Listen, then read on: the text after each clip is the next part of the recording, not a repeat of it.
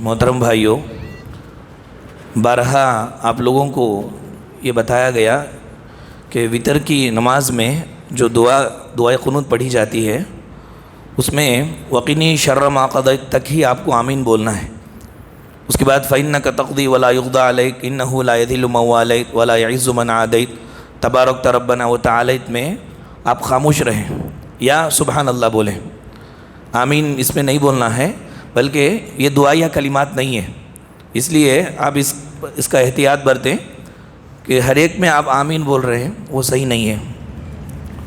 ان الحمد للہ نحمده ونستعینه ونستغفره ونعوذ باللہ من شرور انفسنا وسیئات اعمالنا من يهده الله فلا مضل له ومن يضلله فلا هادي له واشهد ان لا اله الا الله وحده لا شريك له واشهد ان محمدا عبده ورسوله اما بعد۔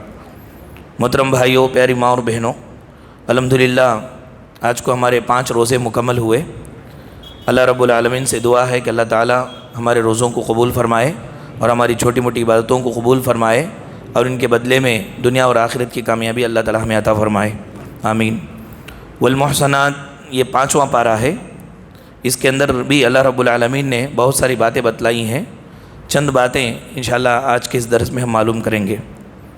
اس پارے میں اللہ تعالیٰ نے مسلمانوں کو یہ نصیحت فرمائی کہ مسلمان آپس میں بھائی بھائی ہیں، جہاں تک ہو سکے ان کو فائدہ پہنچانے کی کوشش کرو، ان کا معاشی استحصال نہ کرو، ان کو دھوکہ نہ دو، ان کے مالوں کو ناحق دھوکے سے، چوری سے، ڈاکہ سے، فراڈ کر کے ان کے مالوں کو ہڑپ نہ کرو۔ فرمایا یا ایھا الذین آمنوا لا تاکلوا اموالکم بینکم بالباطل، مومنو آپس میں ایک دوسرے کے مالوں کو باطل طریقے سے مت کھاؤ۔ باطل طریقہ کیا ہے؟ چوری کر کے، دھوکہ دے کر، جھوٹ بول کر، ڈاکہ ڈال کر، اس طرح مت کھاؤ، بلکہ تجارت کر رہے ہو تم، سامنے والا راضی ہے تو اس تجارت میں وہ تم آگے بڑھ سکتے ہو اس کے مال کو، لیکن خامخواہ اس کو تکلیف دے کر کے اس کے مال کو ہتھیانا یہ بہت بری چیز ہے، حرام چیز ہے۔ جتنا تم لوگے دھوکہ دے کر کے، یہ جہنم کا ٹکڑا ہے جو تم لے رہے ہو، یہ جہنم کا ٹکڑا ہے جو تم لے رہے ہو، اس کا جواب دینا ہے۔ آگے اللہ رب العالمین نے فرمایا کائنات کا نظام چلانے کے لیے اللہ رب العالمین نے مراتب کے اندر فرق رکھا ہے، اونچ نیچ رکھا ہے، لوگوں کے اندر بھی اونچ نیچ رکھا ہے، اس کو قبول کرنا چاہیے۔ کوئی بھی ایسا نہیں ہے کہ وہ بولے کہ میں کسی کی بڑھوتری قبول نہیں کرتا، بلکہ میں خود بڑا ہوں، سب اپنے طور پر بڑے ہو جائیں تو نظام کائنات نہیں چلے گا۔ اللہ رب العالمین نے چلانے کے لیے کسی کو بڑا بنایا، کس کو اس کے ماتحت میں بنایا، تو جس کو جو پوزیشن اللہ تعالیٰ نے دی ہے اس کو وہ پوزیشن قبول کرنی چاہیے، اس کو ماننا چاہیے۔ اگر وہ محکوم ہے تو اپنے آپ کو ماننے کہ میں محکوم ہوں، میں تابع ہوں، فلاں کے نیچے ہوں، میں اسی میں اللہ تعالیٰ ہر چیز میں اس کے لیے برکت اور خیر رکھے گا۔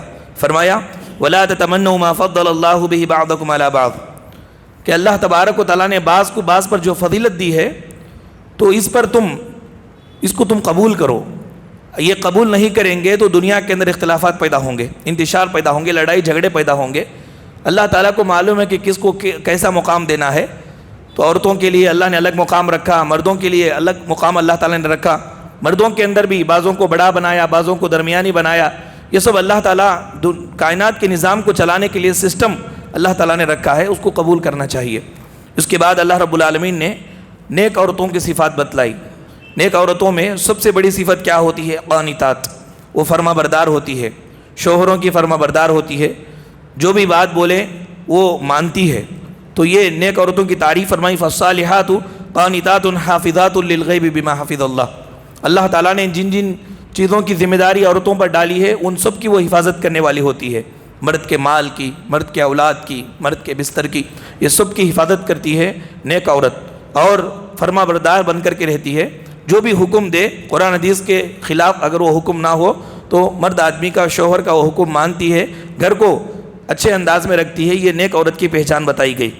اس کے بعد اس پارے کے اندر اللہ رب العالمین نے معاشرتی حقوق بتلائے۔ یہ سوشل رائٹس جو ہے، ہم معاشرے میں رہتے ہیں، ہم پر بہت سارے لوگوں کے ذمہ داریاں ہیں، حقوق ہیں۔ ان میں سب سے پہلے ماں باپ کی ذمہ داری ہے، ماں باپ کا حق ہم پر سب سے زیادہ ہے، اور باقی خاندان والوں کے حقوق ہیں۔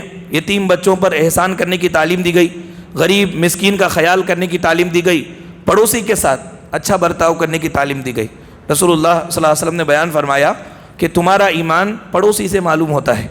اے تم اچھے ہو، اپنے زبان سے تم بولتے ہو تو تم اچھے نہیں ہو، بلکہ تمہارا پڑوسی بولے کہ تم اچھے ہو تو تم اچھے ہو۔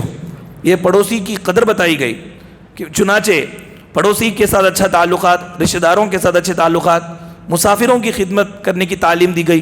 یہاں تک کہ آپ کے جو ملازم ہیں جن کے اوپر آپ کام ڈالتے ہو، وہ کام کرنے کے بعد اس کی ضروریات کے اندر بغیر کوتاہی کے اس کی ضروریات کو پورا کرنے کا بھی اللہ تعالیٰ نے حکم دیا۔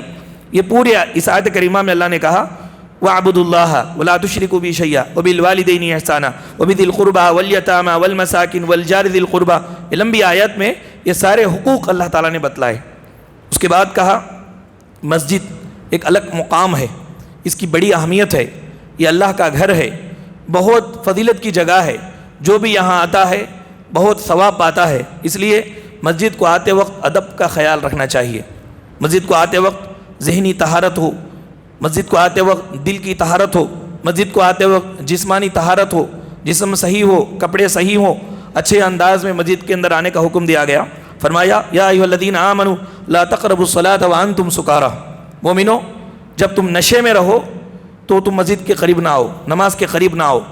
اسی طرح سے جنابت کی حالت میں مسجد کے اندر نہیں آنا چاہیے، آدمی ناپاک ہے تو مسجد کے اندر نہیں آنا چاہیے، غسل کر کے وہ پاک ہونے کے بعد مسجد میں آئے۔ گندے کپڑوں سے مسجد کے اندر نہیں آنی چاہیے، یہ اللہ رب العالمین کا گھر ہے، اس کی ایک اہمیت ہے، اللہ تعالیٰ کا گھر ہے، یہ اللہ کا گھر ہے، اس کی ایک اہمیت ہے، اس کے اندر آنے کے آداب ہیں، آداب کا خیال کر کے آنے کی تعلیم اللہ رب العالمین نے دی۔ اس کے بعد کہا مسلمان ہونے کے لیے محمد صلی اللہ علیہ وسلم کو حاکم ماننا اور محمد صلی اللہ علیہ وسلم کے ہر فیصلے پر راضی ہو جانا، خوشی محسوس کرنا شرط ہے۔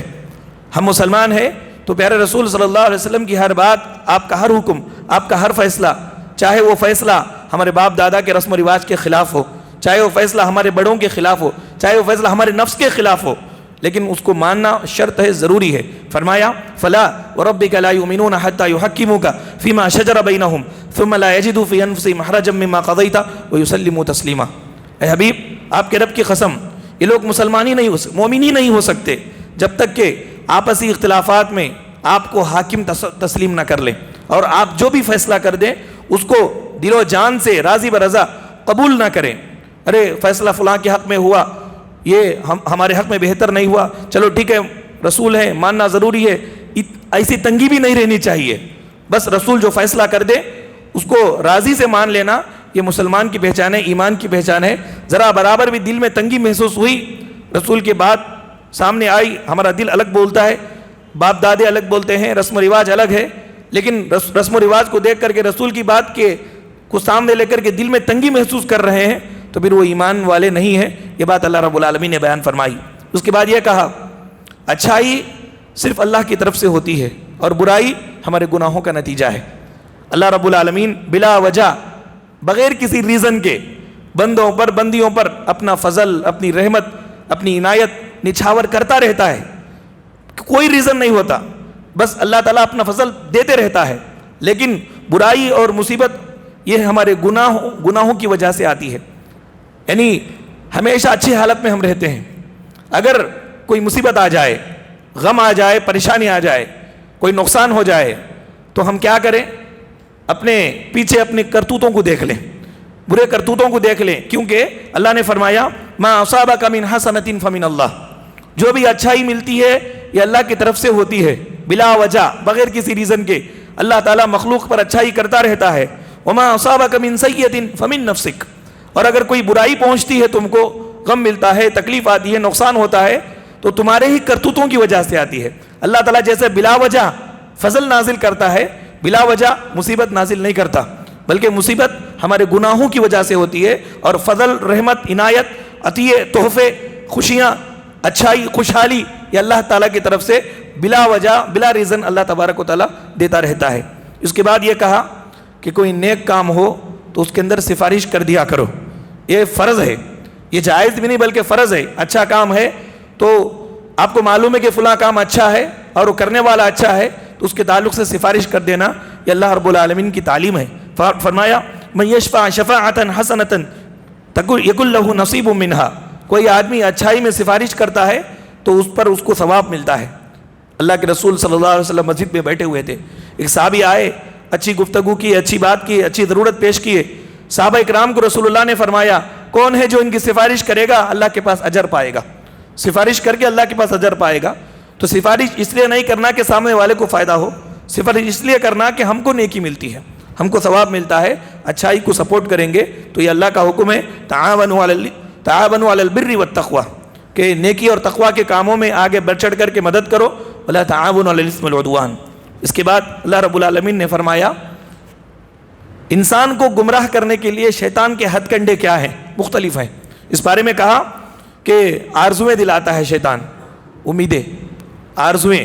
اسی طرح سے اللہ تبارک و تعالیٰ نے جو صورت بنائی وہ صورت کے اندر تبدیلی کرنے لگواتا ہے، آدمی اللہ تعالیٰ کی بنائی ہوئی صورت کے اندر تبدیلی کرتا ہے، یہ شیطان کے ہتھ کنڈے ہیں انسان کو گمراہ کرنے کے لیے۔ آرزویں کیا ہے؟ کسی آدمی کے پاس کوئی نعمت ہم دیکھتے ہیں، وہ نعمت چونکہ ہمارے نصیب میں نہیں ہے اس لیے ہم کو نہیں ملی، لیکن شیطان آ کر کے اس نعمت کی آرزو دل میں ڈالتا ہے، کاش تیرے پاس بھی وہ ہوتا تو کتنا اچھا ہوتا۔ اب چونکہ وہ نصیب میں نہیں ہے اس لیے نہیں ملی ہم کو، لیکن اب جس کے پاس وہ ہوتی ہے اس کے تعلق سے دل کے اندر حسد پیدا کر دیتا ہے شیطان، آدمی جلنے لگتا ہے، اس کو وہ ملا، اس کو وہ ملا، اس کو مجھے یہ نہیں ملانا، حالانکہ اس کو یہ جو نہیں ملا ہے اس کے نصیب میں نہیں تھا اس لیے نہیں ملا ہے۔ یہ بیجا آرزویں اصل میں شیطان کی طرف سے ہوتی ہے۔ اگر کسی بھائی کے پاس، کسی بہن کے پاس کوئی نعمت ہم دیکھیں، کوئی صلاحیت ہم دیکھیں جو ہم میں نہیں ہے، تو دل کو یہ سمجھ آئے کہ وہ چیز جو اس کے پاس ہے ہمارے پاس نہیں ہے، اس ایک چیز کے بدلے میں کئی چیزیں اللہ نے ہم کو دی ہے، اور وہ چیز اگر ہم میں ہوتی تو ہم صحیح نہیں ہوتے، اس لیے پروردگار نے وہ چیز ہم کو نہیں دیا۔ ایسا اپنے آپ کو سمجھا کر اللہ رب العالمین سے حسن ظن رکھیں۔ اللہ نے شیطان کے ہتھ کنڈوں کو کہا وَلَأُضِلَّنَّهُمْ وَلَأُمَنِّيَنَّهُمْ وَلَآمُرَنَّهُمْ فَلَيُبَتِّكُنَّ آذَانَ الْأَنْعَامِ وَلَآمُرَنَّهُمْ فَلَيُغَيِّرُنَّ خَلْقَ اللَّهِ۔ یہ شیطان کے ہتھ کنڈے ہیں، بیجا آرزویں دلوں میں ڈالتا ہے، دلوں میں ڈال کر کے اللہ تبارک و تعالیٰ سے بدزنی پیدا کرتا ہے۔ پروردگار کو معلوم ہے کس کو کیا دینا چاہیے، کس کو کیسا رکھنا چاہیے، کتنی عقل کس کو دینی چاہیے، کتنی صورت کس کو دینی چاہیے، کتنے روپے پیسے کس کو دینے چاہیے، سب اللہ کو معلوم ہے۔ تقدیر کے اندر اللہ رب العالمین نے سب لکھ دیا، اس سے بہتر فیصلہ کرنے والا، اس سے بہتر جاننے والا کوئی نہیں ہے۔ بس اللہ رب العالمین کی بنائی ہوئی تقدیر پر ہم کو بھروسہ کر کے مطمئن رہنا چاہیے۔ اس کے بعد منافقوں کی علامات اور ان کا انجام بتلایا اس پارے کے اندر۔ منافقین مسلمانوں کے ساتھ یہ کبھی نہیں رہتے، یہ مسلمانوں کے مقابلے میں کافروں سے دوستی کرتے ہیں، کافروں سے یہ مل جل کر کے رہنے میں اپنی عزت سمجھتے ہیں، اور اللہ تعالیٰ کو اور یہ مسلمانوں کو دھوکہ دیتے ہیں، دین کا مذاق اڑاتے ہیں، نمازوں میں سستی کرتے ہیں، دکھانے کے لیے نماز پڑھتے ہیں، اور اسلام کو انہوں نے دل سے قبول نہیں کیا، مذبذبین بین ذلک، یعنی وہ تذبذب میں رہتے ہیں، وہ اسلام کے بارے میں، اسلامی احکامات کے تعلق سے دل کے اندر ڈاؤٹ فل رہتا ہے کہ آیا یہ صحیح ہے یا نہیں ہے۔ یہ منافق کی صفت ہے، بلکہ مومن پوری بصیرت کے ساتھ، یقین کے ساتھ عمل کرتا ہے۔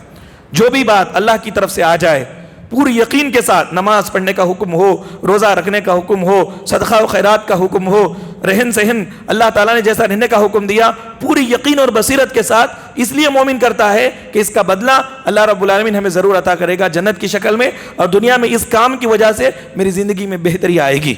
یہ مومن کی دل میں یقین ہوتا ہے۔ منافق چونکہ ایمان سے خالی ہوتا ہے اس لیے وہ لوگوں کا دیکھا دیکھی کرتا ہے۔ اس لیے آپ دیکھیں نماز فجر اور نماز عشاء یہ منافق کے لیے بہت بھاری ہے، اس لیے کہ دکھاوے کے لیے پڑھنے والا نیند چھوڑ کر کے نماز پڑھنا بہت مشکل ہے۔ دوسرے جو نمازیں ہیں لوگوں کے دیکھنے کے لیے آگے پڑھ لیتا ہے، یہ دو نمازیں اس کے لیے بہت بھاری ہوتی ہے، یہ رسول اللہ صلی اللہ علیہ وسلم نے بیان فرمایا۔ اس کے بعد یہ کہا اللہ کے عذابات سے بچنے کے لیے دو اصول اس بارے میں بتائے گئے۔ اللہ کے عذاب سے بچنے کے لیے، اللہ کا عذاب الگ الگ طریقے سے ہوتا ہے، تو بچنے کے دو طریقے، ایک طریقہ اللہ رب العالمین پر ایمان کو درست کریں، دوسرا طریقہ جو بھی ملا ہم کو شکر ادا کرتے رہیں، جو بھی ملا شکر ادا کرتے رہیں، اللہ رب العالمین عذاب سے بچا لیں گے۔ فرمایا ما یفعل اللہ بعذابکم ان شکرتم وآمنتم وکان اللہ شاکرا علیما۔